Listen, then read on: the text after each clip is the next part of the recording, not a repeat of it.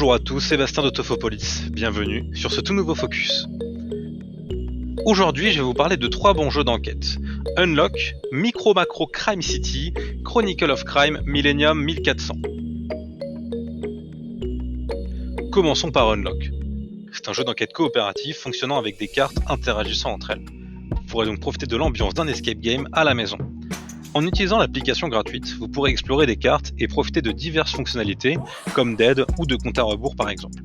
L'objectif en fait est de combiner des cartes pour résoudre toute une série d'énigmes jusqu'à vous en sortir, le tout en moins d'1 heure. Certains indices peuvent aussi se cacher sur les cartes, il faudra donc être à la fois ingénieux et aussi attentif. Et en plus, la 8ème boîte est arrivée en boutique, alors venez tester Mythic Adventures, mais attention, il y a le retour de No Side. Vous pourrez y jouer de 2 à 6 joueurs. Chacun des 3 scénarios durera 1 heure et il est recommandé d'avoir au moins 10 ans pour y jouer. Et maintenant, Micro Macro Crime City. C'est un jeu d'enquête qui vous rappellera de bons souvenirs car il vous fera sans doute penser à Où est Charlie. Il peut se jouer à plusieurs et vous devrez chercher sur un poster immense et extrêmement détaillé avec une petite loupe. Vous pouvez même résoudre votre première enquête rien qu'avec la boîte. Chacune d'entre elles en fait sera dans des petites enveloppes permettant de connaître aussi bien la difficulté que le nombre d'étapes que vous allez devoir faire. Évidemment, les missions sont de plus en plus difficiles et donc de plus en plus longues. Vous devrez ensuite chercher sur cet immense poster fourmillant d'informations et de détails pour essayer de découvrir les personnages, leurs déplacements et leur vie. Vous découvrirez donc l'histoire de Micro Macro Crime City ainsi que ses personnages au travers de 16 enquêtes pour des parties de 16 à 15 minutes et pour les joueurs de 8 ans et plus. Vous pourrez y jouer tout seul ou bien jusqu'à 6 joueurs.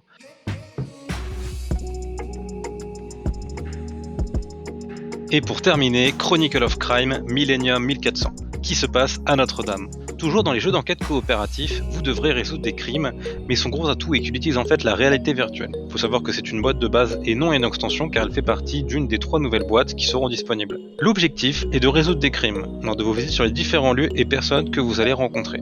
Vous pourrez voir ces scènes en réalité virtuelle pour récupérer des cartes indices, mais attention, car sur chacune de ces scènes, le temps est limité.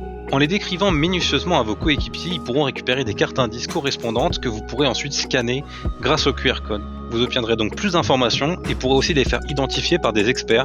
De cette manière, vous avancerez déjà dans l'histoire et ensuite dans la résolution de l'enquête. De 1 à 4 joueurs pourront incarner un enquêteur à condition d'avoir 14 ans et plus, et chaque partie durera entre 30 minutes et 1 heure.